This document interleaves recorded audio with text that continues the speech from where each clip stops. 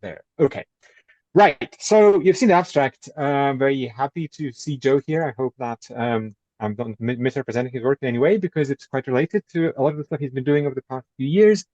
Um, so I would like to report some of the results of my work that is related actually to the book under contract that Mike mentioned, which is, I'm very happy to report, gone out for clearance review. So it will be coming soon unless it's crap, in which case it's not. The book has to do with the range of phenomena in the languages of Northern Europe, and Celtic plays a very prominent part of that. It's quite focused on, in particular, on pre-aspiration, which is sort of, as we know, a feature that's quite well known from some Celtic languages, less well known from others, and also known from non-Celtic languages. And so, as part of that work, I have basically had to lay out my stall in terms of what I think laryngeal contrast in Celtic has been over the last couple of thousand years. And yeah, so I have thoughts and I want to share these thoughts with you also. Thanks for giving this opportunity and thanks for coming along. Now, a sort of my work in this area actually, long predates this particular project. And again, if you are familiar with some of my work on Breton, for example, you'll know that I'm quite interested generally in these issues of laryngeal phonology, laryngeal representation, what sort of lies beyond labels like voiced, voiceless, aspirated, like what that actually means and how that works. And so I'm going to very briefly kind of start by showing what the Celtic languages are like in this respect and some of the general ways of thinking that we have seen bandied about in theoretical phonology. Then I'm going to basically go through some of my ideas around how old the particular system that is known as the aspirating system is in the Celtic languages, and I will sort of offer some possibly reconsiderations of when this kind of system arose and when we can start applying kind of more or less orthodox versions of laryngeal realism to the Celtic languages. And if I have some time, by the way, how much time do I have? I think this is an important thing that I should ask at the outset. I think it's something like, I don't know, 45 minutes, 15 minutes, something like that. Yeah. Perfect. Thanks. Is that okay? So, yeah, that's grand. Yeah. So, and so I hopefully will have time to just offer some more general thoughts about, what we can, what all these findings tell us about taking variation more seriously in reconstruction. So to set up my stall again, I am primarily a theoretical phonologist by training. And so that's my work is primarily actually framed in that. I'm not, I don't think I'm a real Celticist. But I know bits and pieces about them, so that's fine. But I am coming primarily at this from a theoretical phonology perspective, but also from a historical phonology perspective as well. So let's start by just thinking more generally about what laryngeal contrast looks like in the Celtic languages, and sort of this is roughly what it looks like.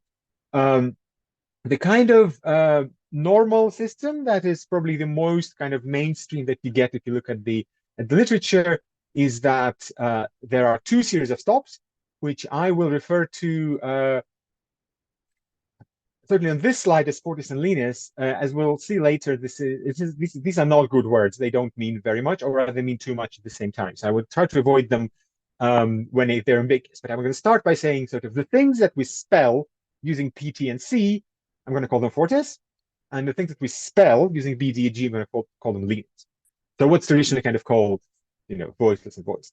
So if we look across the present-day Celtic languages, then kind of what we find is that in Irish, as far as we can gather, the Fortis stops, and let's start by just looking at the word initial position, which is kind of the usual place where we start looking.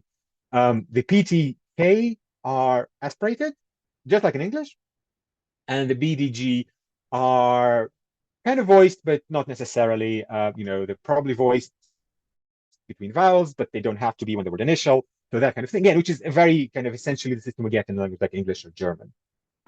So that's fine. The kind of one of the closest living relatives of Irish is, of course, Scottish Gaelic. And in Scottish Gaelic, as we all know, again, the PTKs are aspirated and the BDGs are not. And also, they're not voiced either. So in most varieties of Scottish Gaelic, and certainly the ones that are the most vital and have been the most described phonetically, so places like Lewis, places like Skye, there kind of everyone agrees that the voiceless the linear stops are just completely voiceless. There's no spillover, no passive voice, right? So that's fine. Now, for Welsh, of course, the interesting fact, which, as you all know, because you wrote the paper, so the usual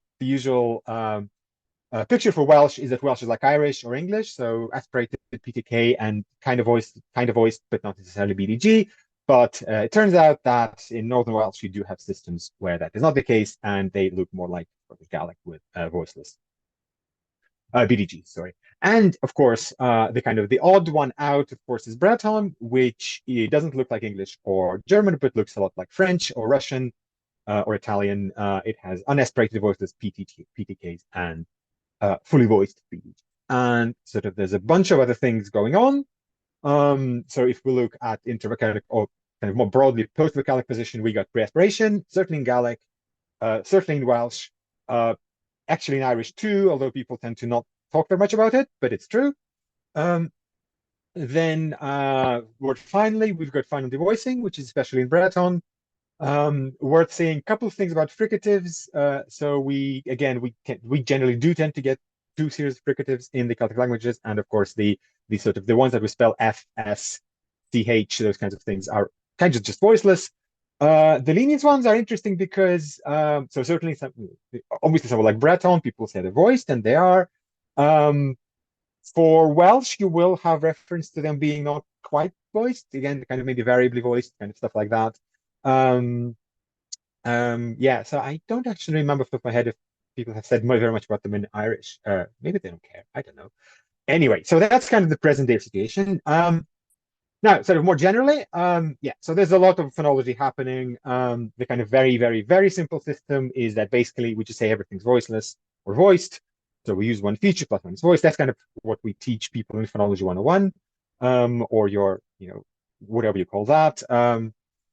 There's other ways of doing that. There's the kind of Holland-Stevens system, with stiff and slack and all the rest of that. But kind of, yeah, Laryngeal realism is the one that we're looking at, which is this kind of idea that has been around in various ways, in various respects. But like the standard reference people have for it is my very good colleague Patrick's paper from 2005, where he kind of gives this name Laryngeal realism, where the claim is that you've got systems like Breton, French, Russian, right, where the PTKs are plain and the BDGs are fully voiced, and they have a feature voice, a privative feature voice.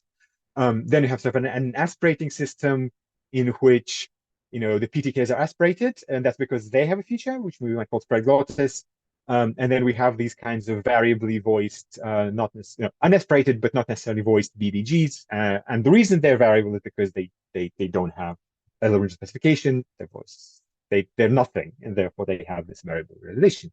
As people like that idea, people kind of went for it, went looking for what this looks like in other languages, and it turns out that there are also languages like Scottish Gaelic or Icelandic or Danish, where you have aspiration on PTKs and this kind of categorical voicelessness on the BDGs. Then you also turns out you have languages like Central Swedish or many varieties of Arabic, where you have aspiration of PTKs and fully voiced BDGs. What does it mean?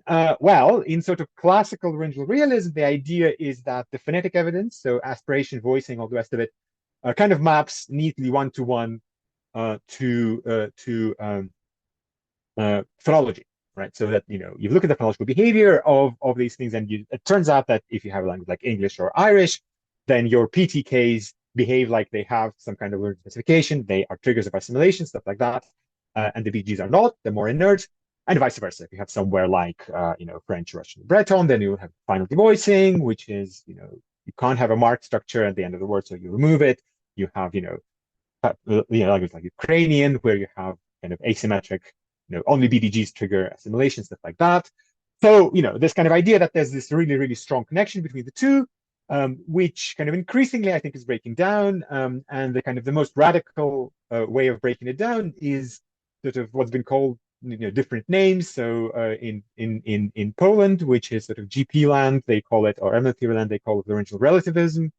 In my work, I didn't really give it a name other than to say it's part of the general approach of substitute phonology that I subscribe to, in which basically we're saying that phonology does one thing, phonetics does a different thing, and they don't really have to agree necessarily. There's not this kind of direct link.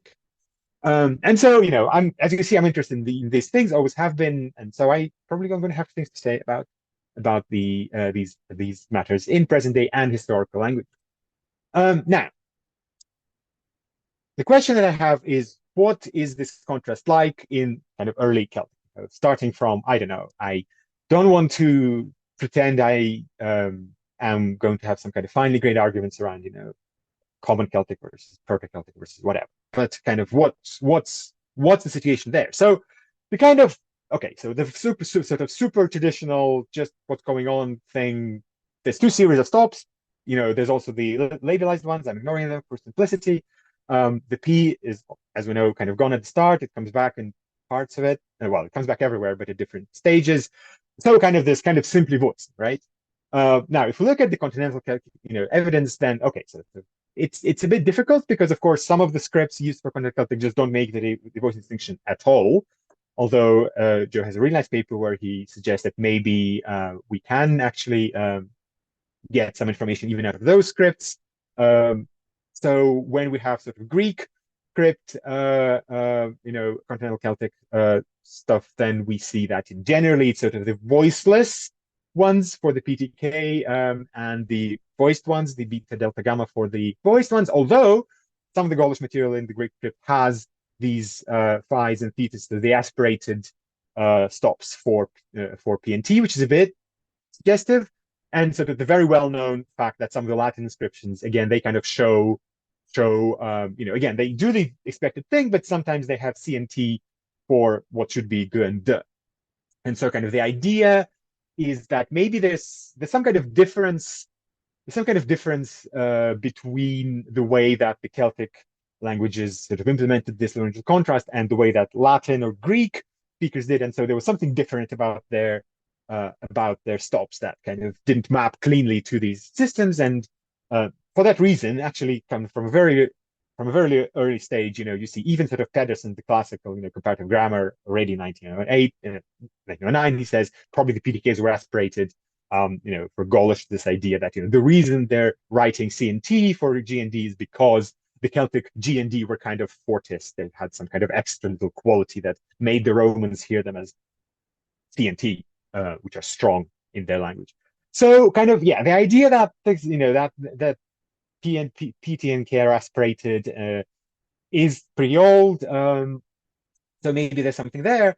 And of course, if we look at the present day systems, that what we find, as we just saw, was that other than Breton, they're all some version of the set-breaking system, except Breton. But Breton, of course, is in long-term contact with Romance, which is the voicing system. So that's kind of what we get. And so it it's not surprising that we should have a laryngeal realism compliant version of Celtic, as we shall see. Now, before we do that, I'm going to just sort of show you this little monster table, which is from a, this is kind of lifted wholesale from a talk that I gave a couple of years ago with one of my students, where we focused more specifically on Irish, and sort of there is a lot of literature on this.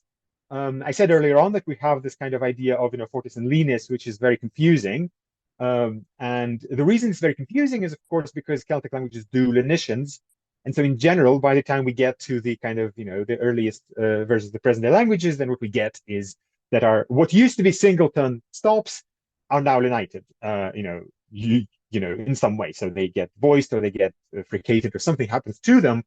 And so if you have a stop after a vowel in in Old Irish or Old Welsh or wherever, that's because it was not a single stop. It was something else, right? And generally it was a geminate or it was a stop, but it wasn't preceded by a vowel. And so there's this idea that, maybe these stops, because they, to a large degree descend from geminates, then maybe they were still long. And there's some data from Irish, the traditional description of Irish, that claim that this is also true. So I kind of refer you to my work with David Wheatley, where he did most of the work. I did some of the interpretation, and you can find that on my website. I think it's a good piece of work. So I quite like it. But anyway, so this idea that somehow the stops could be fortis, they could be strong, they could be maybe long in certain positions, particularly intervocalically, and they kind of, whether they were short, whether they were voiced or voiceless. So there's this confusion of voiced and voiced. And unfortunately, the data is kind of very, very hard because, the present day data is quite complex, it's quite confounded. Some of it is just not very good. There's very little instrumental data on this. And then, of course, the sort of there's Old Irish spelling and stuff like that. And but Old Irish spelling is unfortunately singularly unhelpful because it does use sort of doubling in these kind of slightly random ways. But it's very clear that the doubling kind of corresponds to, like, the only thing that it definitely corresponds to is absence of lenition, right? So we see that sort of, so like you will have a double stop here because historically geminate, but you will also get a double stop sort of spelling in a word like jerk or even jereg. Sorry, my Gaelic accent coming through. With sort of they as far as we can see, not really long, never have been, but they're still spelled double. So it's because they're not lenited, it's not because they're long. So there's kind of some confusion about whether these stops would be long or not. We don't really know when they shortened because they must have shortened at some stage for sure. So that's a sort of confounding factor, which is going to be quite annoying.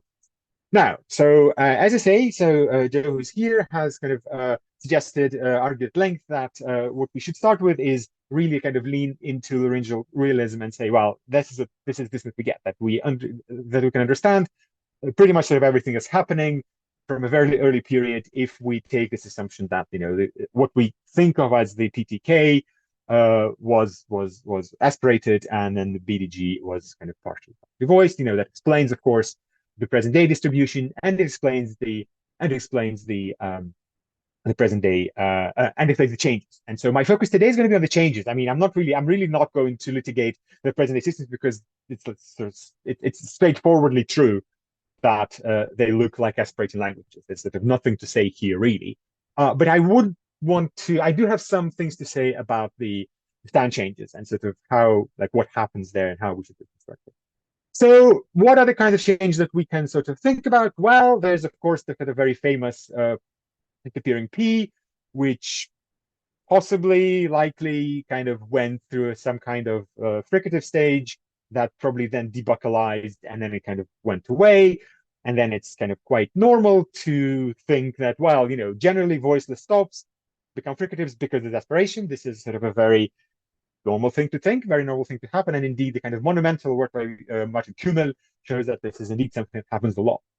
But interestingly, what he sort of also says, or he shows, is that, you don't really need aspiration.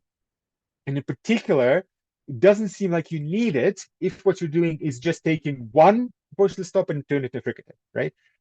So if you have so Kummel's data is based on sort of exhaustive almost study of Indo-European, Semitic, and Uralic. So these are three families. That's not all there is, but nevertheless, so there's a lot interesting that's happening. And yeah, so sort of in those families, what you found was that yes, if you have a sort of wholesale constant shift, all of your PTKs are becoming f, then you do the aspiration. That's true. But if you just have a P going to a H, you don't necessarily need that. So maybe that change isn't super probative, although it's of course certainly very suggestive.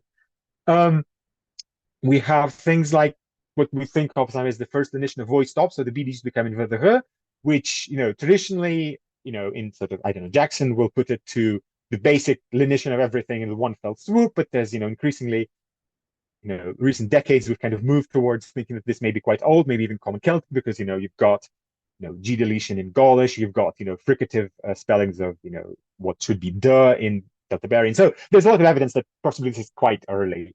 But this is, of course, not super probative, right? Because yes, obviously, if you have an aspirating based contrast and you make stops into fricatives, then some of the unaspirated stops will become oops, sorry, I have a mistake here. Sorry. Yes, so I have NIF here. So NIF is a great language because it's exactly like Scottish Gaelic. So NIF has aspirated stops and unaspirated plain voiceless stops, and they mutate. There's initial mutation, and the initial mutation turns stops into fricatives. It is like Scottish Gaelic, one-to-one mapping. And sorry, sorry. The aspirated stops, of course, turn into voiceless fricatives, and the unaspirated stops turn into voiced fricatives. Sorry about this. It's a mistake on the slide. I didn't have that. But yeah, so this is a parallel, right? You've got your unaspirated stops and they become voiced fricatives. But of course, if your voicing system, you're Spanish, then you do the exact same thing, right? Your BDGs turn into that's what they do. That's so again, you can't really pick and choose between those sort of. So that's again the change. It's not very probable. So one that is sort of slightly less trivial is the kind of what we sometimes think of as kind of first lenition, right? So singleton PTK after a vowel, and kind of sort of what we know is that this happens post-vocalically, right? Because this doesn't happen after sonorants. So in Irish, these in Gaelic generally these stops they put. In Welsh they become fricatives, but presumably later, and we'll come back to that change as well. But what's sort of the kind of the important sort of probative thing is that in the Gaelic languages these things become voiceless fricatives. So to goes to goes to fur. Well, there's no per at that stage. K goes to f, and then the PTK, the voiceless stops become voiced. So that's sort of the divide between the two languages. And so okay, so if you look at Brittonic, then so that's kind of the one bit where I don't think that the kind of laryngeal realism really works, because okay, so if you do it voicing, then you have with the voicing system, so the PTK are voiceless, BDG are voiced, then yeah, post-vocalic voicing, it's completely trivial. You don't have to say anything. If the PTKs are aspirated and they need to turn into unaspirated stops, you have some kind of de-aspiration. I'm not saying it's impossible, because it is possible, but again, sort of if you look at sort of Kummel and things like that, yes, you have sort of wholesale across the board consonant shifts. So everywhere aspirated stops become unaspirated. So, and again, the example is indeed in Heidelberg 2005, which is the Binnenhochdeutsche Konsonantenschwachung, which is the Inner High German consonant shift, where yeah, that's what happens. So PTKs become BDGs absolutely everywhere. But this is not it, right? This is a positionally controlled lenition. It's in post-vocalic position. And if you kind of go looking for these kinds of things, then it's kind of hard to find good examples. There is one that I know of, which is sort of North Germanic, so Icelandic, Faroese, Danish. So there you get exactly this. You've got PTKs going to BDGs, and there's a good case to be made that the PTKs are aspirated because Germanic likes that. However, I think that again, for reasons that are in the book, but I'm happy to talk about them. I think that this is probably sort of actuated through pre-aspiration, right? So that's that kind of lenition. So post-vocalic de-aspiration is really the shortening of pre-aspiration, and you need ideally a reason for that to be happening. So you need to so you see that in Icelandic and Faroese, for example, it happens after long vowels only, and there's good reasons why that would be the case.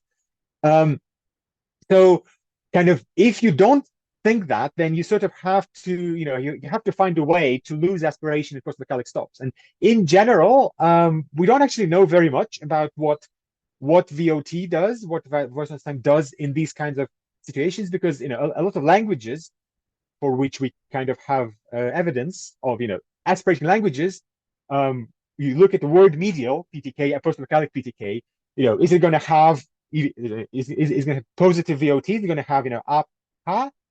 Sometimes, but not a lot of languages do it. Like for example, in English, that's not generally what happens. You've got less aspiration in those kinds of contexts, or you have outright lenition, or you have preglottalization, which is of course a very common outcome in English. So there are languages. So German is like that. Georgian is like that. Persian is like that. There are languages that have post-aspirated P's intervocalic. We don't seem to stops generally intervocalic, but we don't really know how they lenite. So I'm not saying it's impossible, but I'm kind of quite dubious about this de-aspiration after a vowel. If you look at Gallic, sort of there, the balance is maybe the other way around somewhat, because again, of course, there you need to get from an aspirate. So if it's aspirated, then you need to make an aspirated stop into a fricative, and that's trivial, right? Aspiration becomes affrication, becomes frication. That's fine. That's German did that. That's the second German. That's okay. However, it looks like it's not completely impossible to sparentize unaspirated voiceless stops. And the best known example of this is Gorgia Toscana. This is the Italian, sort of Tuscan Italian fricativization of PTKs. And there's a lot of literature on it, and I refer you to Giovanna Marotta's paper here, where she goes sort of through a lot of detail to show that no, this is not about aspiration and affrication. There's a different mechanism, so you can get that without aspiration. So it's easier for sure to get it through aspiration plus affrication, but it's not quite performative, although the balance kind of goes that way.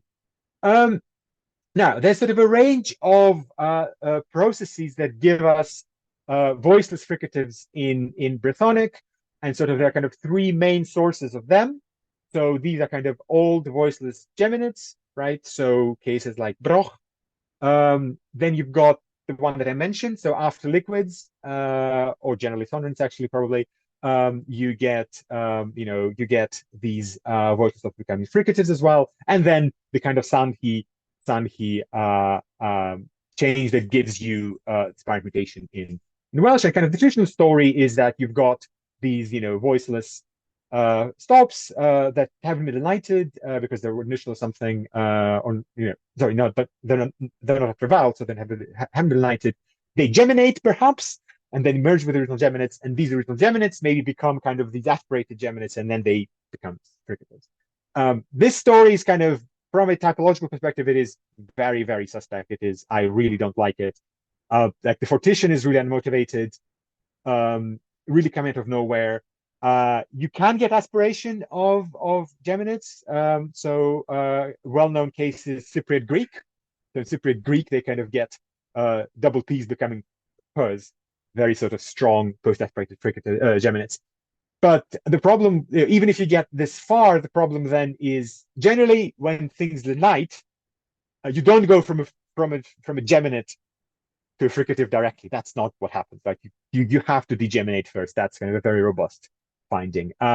So there's sort of, it doesn't really work typologically. So there's in different guises, there's this idea that basically rather what you have is, it's not that these two contexts, right? So these two contexts geminate, and then you get fricative from there, but rather you've got these geminates degeminating, which is normal, and then so they kind of merge here, and then you get just normal dispersation of the exact same type as what happened in Gallic. So kind of and I think that works really well. I am very, very sympathetic to this rather than kind of being the other way around. The next thing is that the geminates degeminate, or do they? It's a bit unclear. But sort of in Gallic, it's fairly straightforward in the sense that the voiceless geminate stops come out as voiceless stops, and the voiced geminate stops come out as voiced stops, right? So there's not much happening. As we saw, it's unclear what this means in Old Irish. Are these things still long? When did they degeminate? It's unclear. But fundamentally, there's not much that we need to say other than, they shorten at some point. This is not the case in Brythonic, because so we've just seen what happens with the PTK geminates, but there's something more interesting happening with the BDGs. Because sort of again, the usual kind of story is that they just kind of degeminate and merge with the original BDG. And the kinds of examples are like Aber and Credi, and there's sort of a bunch of cases with prefixes as well. There's a paper by Paul, who is here as well, like an old paper from 80 something, 88, 87, something like this, where sort of you can see what's happening at the prefix root boundaries. You get some geminate, some voice stops out of there. But these are all at morpheme boundaries. And there are sort of a few fairly irregular cases, but they do exist where original geminates, and they are not heteromorphinic. They're with, they're kind of just old geminates, where what they do is they actually devoice, and then they merge with the original voice geminates, right? So this is cases like, Irish dog, small, which is cognate with bachan in Brythonic. And this is probably also related, of course, to the kind of very famous case of zd, right? So the cluster zd, which comes out as d in Gallic, but is a th in Brythonic, or as if it was from a double T. And so, it looks like, probably if there's a change like this, it's an early change because it doesn't catch all of these kind of later heteromorphinic ones. But there is an early change, and here the geminates devoice. And again, this is something that is really trivial if you have a voicing system, right? If they're voiced geminates and they devoice, you're not surprised, because voicing in obstruents is hard. You can't sustain it for too long. You lose that. So Japanese is a kind of well-known modern day example that does that. So with the aspirating system, you've got to say that you've got unaspirated geminates that become aspirated. That's not impossible. I just cited the case of Cypriot Greek. But it's sort of slightly less trivial, right? It's not something that is kind of every day. So, something to think about.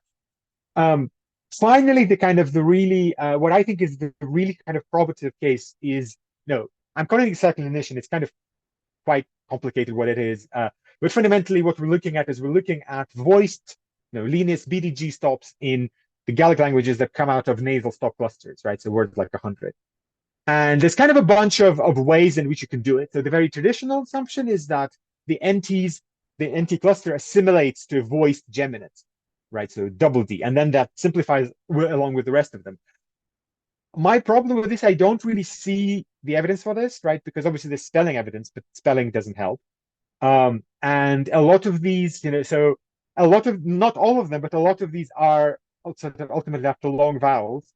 And even in the present day Irish dialects, where there's claims that this quantity hasn't preserved, in a word like in words like kid, egg, even in those dialects, they're not long, right? So this length really isn't, as far as I can see, like you really don't need it. A second possibility is that actually the N goes away, and you have the sort of the flip side of Brythonic, right? So where in Brythonic you got a bunch of PTKs that were sort of newly post-vocalic, and you sparentized them, right? Here you have the opposite, right? So your PTKs first sparentized, then you get a bunch of new ones in newly post-vocalic positions, then the voice. So it's the flip side of that. Possible, we've seen that is that is kind of compatible with voicing, maybe less compatible with aspiration. A third option, which is probably the one that I sort of tend to think is the most likely, is that it's post-nasal voice, right? So they become voiced because of the nasal, and then the nasal goes away. And if that's the case, then voicing really, really wins, right? Post-nasal voicing is completely trivial. Post-nasal sort of de-aspiration is, it's wrong, right? It's kind of, you've got post-nasal aspiration. You get it in Bantu languages. Post-nasal aspiration, I don't like it. I haven't seen it. And indeed, if we look at, for example, Scottish Gaelic, which has the kind of nasal sound key, what we find is that generally aspirated stops do not become unaspirated stops, and where they do, where you get sort of p becoming b, that's precisely place like Sutherland, where they have a voicing contrast in their Gaelic system, right? And sort of Nif is another very nice example. So Nif has not just a sparentizing imitation like Gaelic, it also has a postnatal sound thing like Gaelic. And in Nif, indeed, we also see that the aspirated stops remain, they're immune from that, and the unaspirated voice stops become real voice stops. So it's like 100% parallel to Gaelic, which I think is lovely. But yeah, so certainly if we think this is nasal sound key, then post-nasal sound key, then it's really not really an aspirated system. I really don't think that works.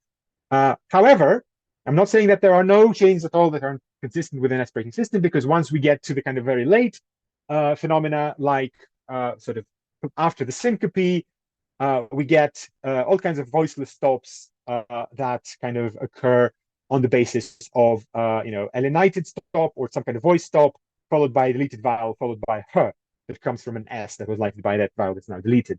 And this happens in both Welsh and Irish. And this is really trivial in an aspirating system. And indeed, these are still the synchronic alternations in both Welsh and Irish, right?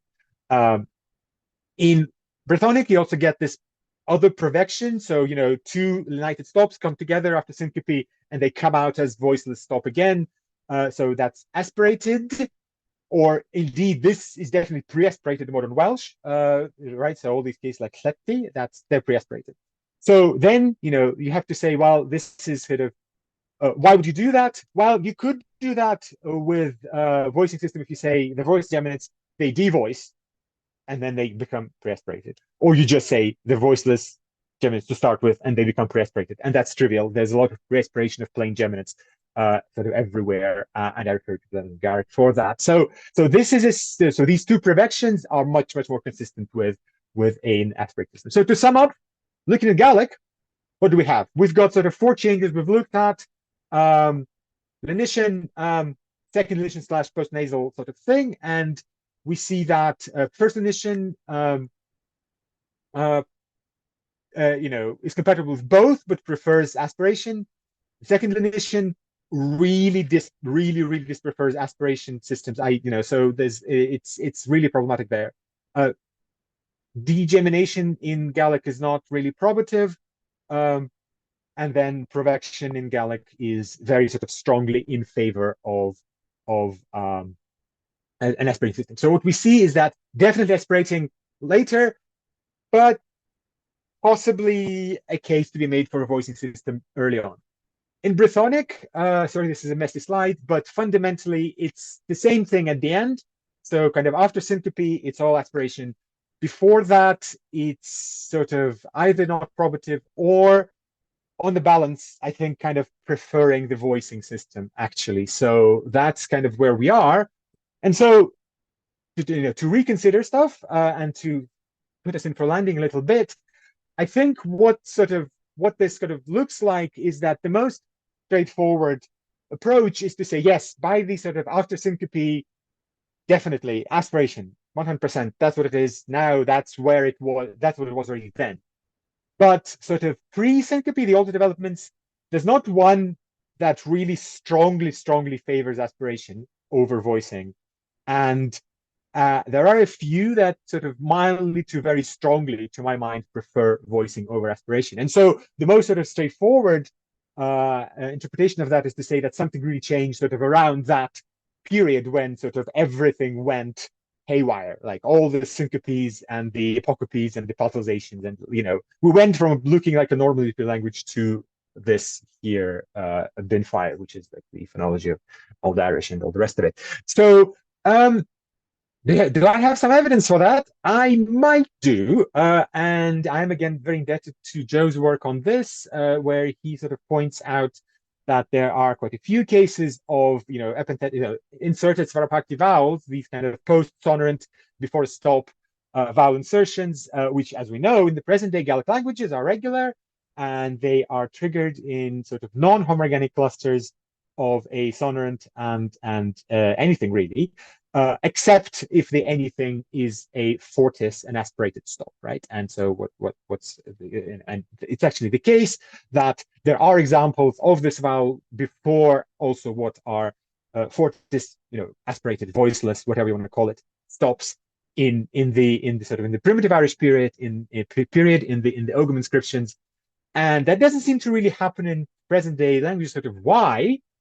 And one sort of possibility is, and I'm indebted to Donald Morrison's work on Scottish Gaelic here, where sort of he argues quite persuasively that the mechanism behind Svarapakti, certainly in Scottish Gaelic today, is that you get it whenever your sonorant has a mora, gets a mora in the outer of the stem level, which is something we can talk about.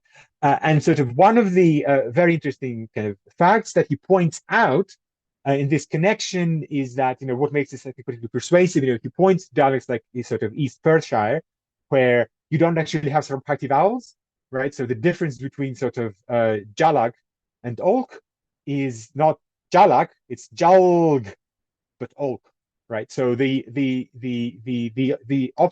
dissonants that trigger Sarapakti everywhere else are just long, and the ones that don't are just short. And that's really, I think, very persuasively showing that yeah, the Sarapakti ones are Moraic and the non-Sarapakti ones are not.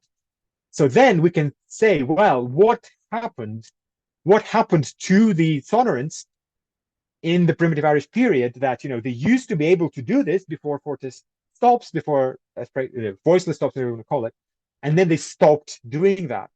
And again, the answer for present day Scottish Gaelic would be that, well, why don't these stops trigger Sarapakti? Well, it's because they can't. Sorry, these sonorants trigger Sarapakti before these stops. Well, because they can't get a mora. Why is that? Because they're voiceless, right? You get a mora if you're highly sonorous. If you're a voiceless sonorant, you're not highly sonorous. You don't get a mora. This is sort of very, very well understood kind of processes in phonology. And so, the difference is maybe that, they started out by being always Moraic in that position. Everyone got the mora, including the ones in Erk. And then something happened and they became voiceless, and now they don't do it. But of course, sonorant devoicing in this position is basically the same as pre-aspiration, right? So maybe what changed was that you didn't used to have these kind of pre-aspirated realizations of Fortis stops, and that's what allowed the Ogham, the primitive Irish ones to have Sarapakti in that position too. And then around that time, kind of roughly around that time, now it's more of an aspirating language. The sonorants are voiceless. You don't get a mora, you don't get Sarapakti, and that's the present situation. So obviously this is extremely tenuous. It's like a very long, sequence of maybes. But I think it kind of just might work. Now, this is kind of my empirical conclusion. My conceptual conclusion. Do I have a couple of minutes, Mike? Yeah. Okay. Great. Thanks. So I think we really kind of should. I don't really want to say, oh well, everyone's wrong. It wasn't a laryngeal realism. From a laryngeal realism perspective, it wasn't an aspirating language. It was rather a voicing language. What I'm rather saying is that I think we should really kind of think much more and worry much more about variation in the earlier stages, right? I think we might really consider we really need to think that, well, look, like you look at the present day situation, and actually all across the Celtic languages, we've got a bunch of microvariation stuff happening, right? Even if you look at sort of something like Breton kind of quite closely, you'll find that, there's some references to maybe the stuff being aspirated and sort of don't quite believe that, but nevertheless, people say that. And obviously within, sort of within Scottish Gaelic, you do have places that have unaspirated PTKs and voiced BDGs. Yes, there are places like Perthshire and Sutherland, so maybe it's contact, but who knows? We have this, recently discovered variation within Welsh. We don't really know anything about Irish. I mean, this is one other thing that we really don't have a good intimate picture of what's happening with Irish. So there's a lot of actually variation. There's actually a lot of variation within the Celtic. And if you look at something like Germanic, which is better studied, it gets all over the place. Like languages sort of float in and out of these classes all the time, right? So, the usual story in Laryngeal Realism is that Germanic was originally aspirating, but it's, and sort of, the English or Low German or sort of stuff like that, that's still aspirating. But then we've got, Danish, Icelandic, and Faroese that are like Gaelic. They don't have any voicing in the BDG. Or you have these overspecified languages like Swedish. You've got voicing systems, and okay, so Dutch, Afrikaans, and Yiddish are, yes, there's contact with, Romance and Slavic, so maybe that's that. But also Scots. Scots is a voicing, variety. They don't have aspiration in the PTKs. Who knows? There's Swiss German, which just does take short and long. There's all kinds of things happening, right? So these things really kind of float around and move about. And so my conclusion is that, so clearly present-day Celtic is of the aspirating type. Medieval Celtic is of the aspirating type. I think that's very clear.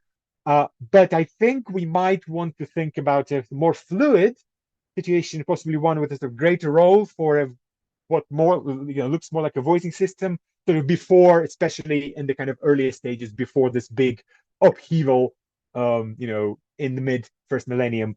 And I think one of the things, and this might mean like all sorts of things. Like this might mean that you would have had variation across the family, or have kind of coexisting systems, which maybe, for example, sort of I think one avenue that this really opens up is we might want to say, well, maybe the Breton voicing system isn't quite exactly just contact. Maybe there was some kind of kernel of that already in the original system, although there are also arguments, I think, against that too. But frankly, I think we should think much more carefully about variation of the proto language and sort of not try to put it into these kind of boxes that Laryngeal realism really forces us to maybe do. And I think I really should stop now because I've been going for quite some time. So, deal about.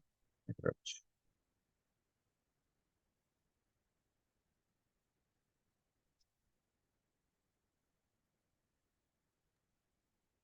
Okay.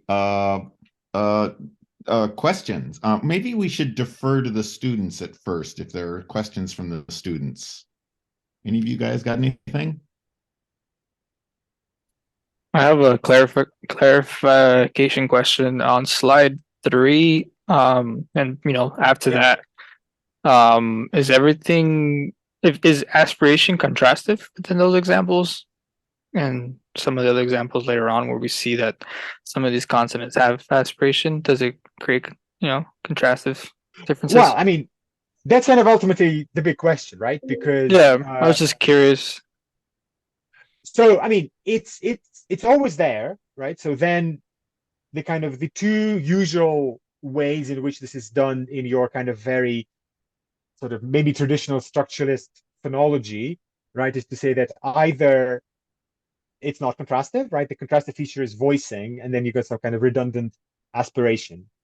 That's usually not what people say for these languages because the BDGs are not usually consistently voiced, right? So it's recognized that the BDG. So you can't say, oh, this language that has contrastively voiced stops, except and therefore redundant aspiration of the voiceless ones, because like, oh look, these contrastively voiced stops aren't actually voiced. So people tend to not say that.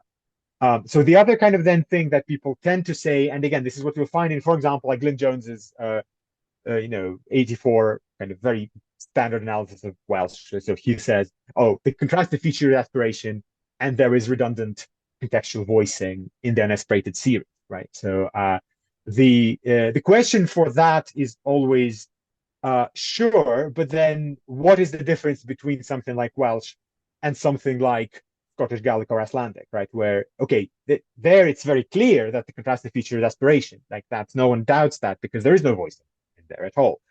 But then why is it the case that sort of in Welsh you've got this variable redundant voicing and in Icelandic you don't?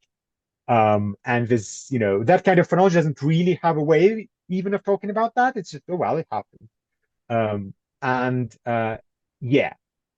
So it's contrastive in that sense that, probably if you have to pick one feature to be contrastive, to privilege one feature for that function, and that would be aspiration for sure, because it's kind of consistently there, unlike voicing. But in general, I think this is a question that depends really strongly on your theoretical assumption. Yeah. Thank you. Another clarified question. I work on Zapotec, so I see Fortis and Linus distinctions as well.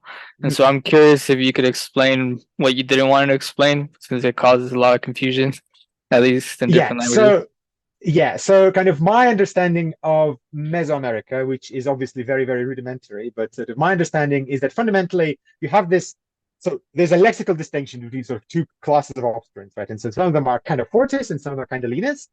But then there's this sort of a lot of leeway in what that means, right? So things that are Linus are continuant, voiced, lenited, right? And then the things that are Fortis are longer.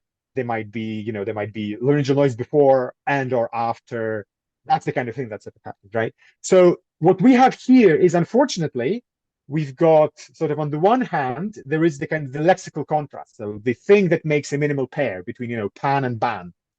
Right. So, and that's, we call that kind of voicing or something, right? We know that's sort of, except we don't know that's voicing, so we don't quite know what to call it. And for that reason, in a lot of the very traditional literature, so like Indo-Europeanist literature, especially German language literature, people will kind of try to avoid saying voiceless or voiced or aspirated or not. They will sort of just have this little abstract labels like the PTK series and the BDG series. And one of the ways in which they use that terminology is fortis and lenis, right? So in that sense, it's just like a cover term for these classes. Now, they kind of get carried away with it very often. They will say, no, actually, there's a phonetic correlate. Like fortis means stronger in that sense.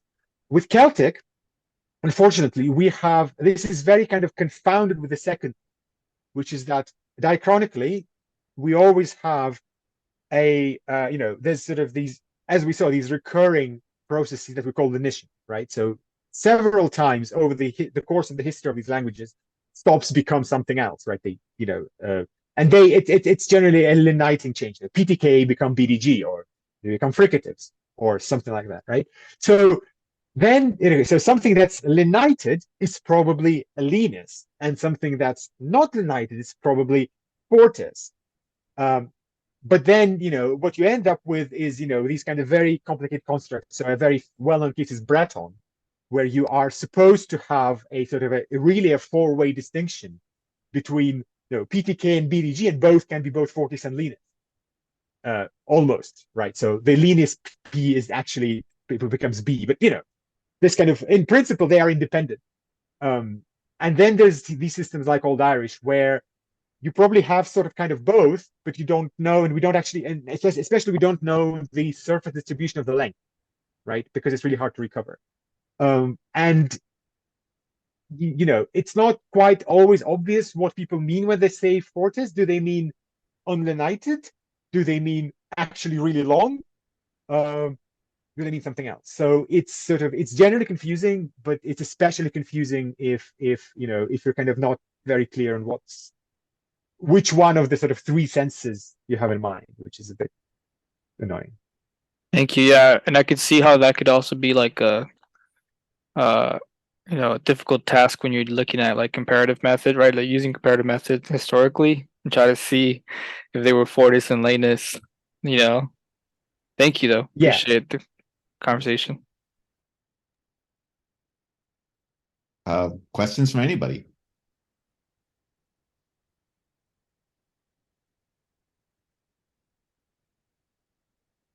I mean, I had one myself, but I'll defer to anybody who wants to go first. Oh, there we go. Joe, go ahead. Yeah. All right, let me be mute. First of all, I just want to say I thought that was awesome. Thank you. And I am, I've been coming around in some of my own work to the idea of variation that you were on. And, as a historical linguist, I'm looking mostly at the really old stuff. And I'm finding more and more variation in what we might call the Proto-Celtic speech community. And at one end, you have something going on, and you have something completely different going somewhere else. So I'm quite. I just want to put this out there. I'm would be quite happy with the idea of the Celtic that was towards the northwest of Europe preserved more of some kind of a voicing contrast. Whereas in Central and maybe Southwestern Europe, I think that there, and when you're, I'm looking at stuff from 500 BCE, when there's, I think that, and so you're limited to spelling. I can't find anybody to pronounce any of it, but the orthography more and more to me is still suggesting that you have an aspiration distinction. Part of it has to come from, say, in northern Italy, where the Celts got their writing system from the Etruscans. And what you find in the Celtic writing system is that they have unaspirated voiceless stops, but then they also have aspirated voiceless stops orthographically. Mm-hmm. And it had been presumed that, well, maybe that's because the Etruscans got rid of the voiced ones because they didn't need them. But I think that there are serious problems with that analysis, and that it's much easier just to say that the Celts don't have beta, gamma, delta because they didn't need them, just like the way that the Romans got rid of phi, theta, and chi because they didn't need them. And I'm still to write this up, and a lot of this is going to supersede that 2017 article. But I just want to say that and I'll be happy to share that with you. And absolutely, yeah. I find your work fascinating, and I don't think that we're working at cross purposes at all. No. And but I'll stop there because this is your stage, not mine. But I do think that the idea of introducing variation and a lot more of it further and further back is exactly the right way to go. Yeah, thanks. Thank you so much. I really appreciate that. And obviously, very, very gracious in, given that I almost targeted you in the talk, which I tried not to, but I think it's inevitable to some extent. But yeah, no, I think that's, I think that's exactly right. I think it's obviously one of the sort of what you say about, well, on the continent, there's maybe possibly more evidence, all the Gaulish sort of stuff as well, like the real old Gaulish stuff that people talk about. And it's, it's maybe not a coincidence that, just next door is Germanic, where there's this sort of incredibly, almost not quite consensual, but it's sort of, I think it's getting increasingly consensual, the idea that Germanic always has been the way that most of Germanic is today. Yeah, I'm also completely on board with the sort of idea that so the variation is really important, and I think one of the reasons which is really important is that I also think that if you look at some of sort of recent work that Patrick's been involved in, for example, and if you think also back to sort of Schrever's ideas about the kind of the really late coming of the ancestors of present-day Celtic to Ireland, for example, right? So I think we really need to reckon very seriously with the idea that, okay, sure, kind of Celtic in some form kind of has been around, for, 2,000 years before the actual kind of branch of it that became the attested Celtic, came into place, right? And I think there's, and this is actually what happens a lot. You look at Scandinavia, for example, right, where sort of everyone knows that sort of Proto-Germanic, as in the ancestor of present-day Germanic, is kind of 2,000 years old, right? Like it can't be very much older than that. And then you talk to the Finno-Ugric people, and they say we've been in contact with Germanic since the Bronze Age, right? So there's like 2,000 years of Germanic that's lost. Similarly with, you talk to the Slavic people where kind of, again, it's pretty much consensual now that sort of Slavic is a Baltic dialect that just went poof. It's like some version of that language has been there for a very long time, and then they kind of spread. So I think there's a lot of, I think this kind of thinking where there's variation because actually there's, like it's not homogeneous, and, actually there are sort of spreads and changes. And one of the ways in which language changes, that the variation becomes narrower. That's actually what happens. Like that's one of the ways in which sound change happens, for example, right? And so we really have to think. We can't think of this as being homogeneous because we know that that's not what happens. But I think the next question for me would be, how to reconcile this whole. Okay, so if that's when this happened, if the sub-Roman period is when this happened, then what made it happen? Can we place it somehow? And I kind of don't want to go full favor because I think it doesn't work for other reasons. But then it has to be something else. I think I'm going to have to call it. I think a number of us have to run to another talk. But thank you very much, Pavel. Let's all thank our speaker again.